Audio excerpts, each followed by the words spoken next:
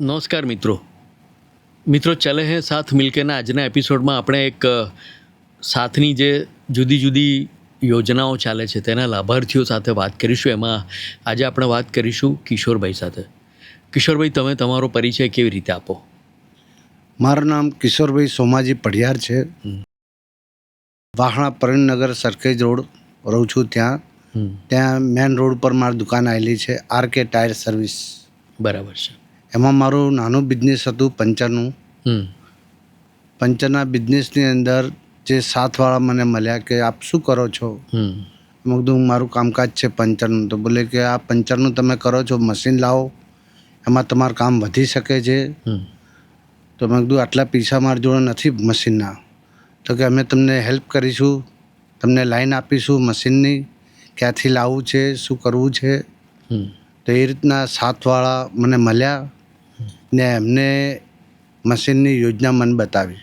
બરાબર. કે ભાઈ આ મશીન છે, આ તમને પાસ પડે છે? મેં કીધું હા. તો એમને લોન ઉપર મને મશીન અપાયું હતું. બરાબર. એ મશીનથી આજે મારી જોડે 6 થી 7 માણસો કામ કરે છે. હા. અચ્છા, શરૂઆતમાં તમે એકલા જ કામ એકલા કામ કરતા હતા. બરાબર છે. હવે આજે સાથે તમને મશીન આપ્યું, હા, એ ક્યારે આપ્યું? એને લગભગ આજે 2.5 થી 3 વર્ષ થઈ ગયા છે. બરાબર છે. એટલે તમે પહેલાં જે કામ કરતા હતા એમાં અત્યારમાં ફેર શું છે? તમે હવે મેનેજર તરીકે કરી રહ્યા છો તમારી પોતાની? ના, અત્યારે મારી જોડે કામ કરે છે. મહેનત તો હું પોતે બી કરું છું, પણ પહેલાં કરતાં મને પૈસામાં ફાયદો છે. બરાબર. પહેલાં જે હું રોજના સમજી લો કે 500-600 રૂપિયા કમાવતો હતો, આજે એની જગ્યા ઉપર હું રોજના 2.5 થી 3 હજાર રૂપિયા મને બેનિફિટ થાય છે કારીગરના કાઢ્યા પછી. ના, ખૂબ સારું કહેવાય. એટલે આ કઈ યોજના છે, એટલે કઈ સ્કીમ છે સાથની જેના અંતર્ગત તમને આ લાભ મળ્યો? આ સાથના હિસાબે જ મને મળ્યું છે. અચ્છા. કે હા, સાથનું મારી ઉપર બહુ મોટો ઉપકાર છે. ને એમના કહેવા મુજબ મારે બધી રીતના કારીગર સારા રહે છે, મારું કામકાજ સારું રહે છે. પહેલાં પંચરનું હતું, અત્યારે ગાડી વોશિંગ બી કરીએ છીએ. અચ્છા. ને ઓટો ગેરેજ પણ અત્યારે નાખી છે. અચ્છા. વર્કર હવે વધી ગયા છે માણસો. બરાબર. એટલે તમે એક્સપાન્શન કર્યું ટૂંકમાં, કે ખાલી પંક્ચર કરતા હતા, હા, એના બદલે હવે તમે ગાડી વોશિંગ અને સર્વિસ પણ કરો છો. હા, સર્વિસ. એટલે 2 વ્હીલર્સ કરો છો કે 4 વ્હીલર્સ પણ? ના, 2 વ્હીલર 3 વ્હીલર, ઓટો ગેરેજ ને 2 વ્હીલર, એક્ટિવા, બાઇક ને ઓટો ગેરેજ. બરાબર છે. હવે તમારી સાથે જે જોડાયેલા છે, જે કારીગરો તમે જેમને રાખ્યા છે, એ લોકોને ટ્રેન કેવી રીતે કર્યા તમે? એમને ટ્રેન એ લોકો પહેલાં તો થોડું ઘણું શીખેલા હતા. મારા જોડે જ્યારે આવ્યા એ લોકો થોડુંક શીખેલા હતા કામકાજ. કે ભાઈ અમે કામ આ ગેરેજનું શીખેલા છીએ. મારી લાઈન તો પંચરની હતી, પણ જે ગેરેજવાળા ભૈયા એ મને કહે છે કે ભાઈ તમારે અહીંયા આ જે પંચરનું ચાલે છે તો અમે ઓટો ગેરેજનું બી કરીએ, અમને કામ આવડે છે, તમારી જોડે દુકાન છે ને અમારી જોડે કામ છે. બરાબર. તો તમે કહેતા હો તો અમે તમારે ત્યાં કામ કરીએ, તો અમને બી 2 પૈસા મળશે ને તમને બી મળશે. બરાબર. તો એ રીતનું અમે ગોઠવણ કરી. તો એ લોકોનું કામ છે ને મારી દુકાન છે. બરાબર છે. એટલે આમ તો બંને જણ માટે વિન વિન સિચ્યુએશન, એટલે બંને જણના ફાયદાવાળી વાત. બંને જણને ફાયદાવાળી. જેને એને કામ મળ્યું છે, બરાબર, ને મારે થોડુંક કામ વધી ગયું છે. હવે તમારે ત્યાં જે લોકો કામ કરે છે, એટલે તમારું ઉદાહરણ લઈને એમને એવું થાય ખરું કે આપણે પણ સાથ લઈને એમની એ સ્કીમ કોઈ હોય એનો લાભ લઈને આપણે પણ પોતાની રીતે ઇન્ડિપેન્ડન્ટ શરૂ કરીએ, પોતાનું કંઈક શરૂ કરીએ, એવું કંઈક થાય ખરું એમને થાય ને? પોતાનું ભવિષ્ય એમની જોડે છે. આજે હું સાથથી આગળ આવ્યો છું તો એમના બી વિચારો આવા થવા જોઈએ કે ભાઈ હું સાથને લઈને આગળ આવું. બરાબર છે.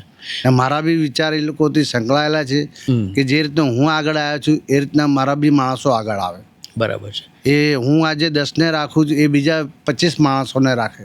બરાબર. મારી આવી ઈચ્છા છે. અચ્છા, એટલે તમે એમને કંઈ મદદ કરો છો? કોઈ ધારો કે આ તમારી પાસે 7-8 જણ કામ કરે છે, તો એમાંથી કોઈ એવું તૈયારી બતાવી હોય કે હું મારું પોતાનું શરૂ કરવા માગું છું, એવું કોઈ છે ખરું તમારી પાસે અત્યારે? ના, અત્યારે તો કોઈ છે નથી. આવું મને એમને કીધું નથી. બાકી ભવિષ્યમાં એ લોકો મને કહેશે તો હું ના નહીં પાડું, હા પાડીશ કે સાથની જોડે સંકળાઈને રહો તમે. હા તમારું બિઝનેસ આગળ વધારવું હોય તો તમે જાતે બી કરી શકો છો. બરાબર. પણ તમને એવું લાગે છે ખરું ધારો કે 6-7 જણમાં દરેકની પોતાની જુદી કાબેલિયત હોય, જુદી રીતે કામ કરતા હોય, એમની એક્સપર્ટાઇઝ જુદા જુદા એમાં હોય, કાં તો કોઈ વોશિંગમાં સરસ હોય, કોઈ સર્વિસ સારું કરતું હોય, કોઈ પંક્ચર સારું કરતું હોય, તો તમે એમને આમ આઈડેન્ટિફાય એટલે એમને જોઈને અથવા એમના કામને જોઈને તમે એવું નક્કી કરી શકો કે આણે કરવું જોઈએ અને એને તમે સપોર્ટ કરો, એવું કંઈક સાથ જોડે એને જોડાવી અને તમે એને આગળ વધારો એવું થાય? હા થાય ને. એક માણસ છે, વિશાલ નામ છે, એ પંચરનું પહેલાં કરતાં અત્યારે સારું કામ કરે છે. ને મારો વિચાર છે કે ભાઈ આપણે આ એક દુકાન છે તો એને હું બીજી બી કરીને આપું, બરાબર. જે એનું ગુજારણ પોતે ચલાવે. બરાબર છે. આવો વિચાર છે મારો વિચાર છે. હા એને નથી કીધું, હા પણ મારો વિચાર છે કે એ અત્યારે કામ એકદમ પરફેક્ટ કરે છે હા. ને જાતે દુકાન સંભાળી શકે છે. બરાબર છે. તો સાથ જોડે રહી અને એને પણ કામ અલગ દુકાન કરાવી છે. એટલે આ વિચારનો અમલ તમે ક્યારે કરશો, ક્યારે કહેશો તમે એને? હવે સમજી લો કે દિવસ બહુ નજીક છે. અચ્છા, બરાબર છે. દિવસ બહુ નજીક છે. હું બહુ જલ્દી એને કહીશ કે ભાઈ હવે તું તારું પોતાનું બી કામકાજ અલગ કરી લે એટલે સારું રહે. બરાબર છે. હવે તમે આ જે કામ કરો છો એમાં તમારા કુટુંબનો સહકાર કેવો? કુટુંબનો સરકાર આમ છે કે જે પહેલાં ઘરવાળા કોઈ કામકાજમાં બહાર જતા નહોતા, પણ અત્યારે બધા મળી ને કામમાં સમજી લો કે ઘેરથી ટિફિન ટાઈમસર આવે છે જમવાનું.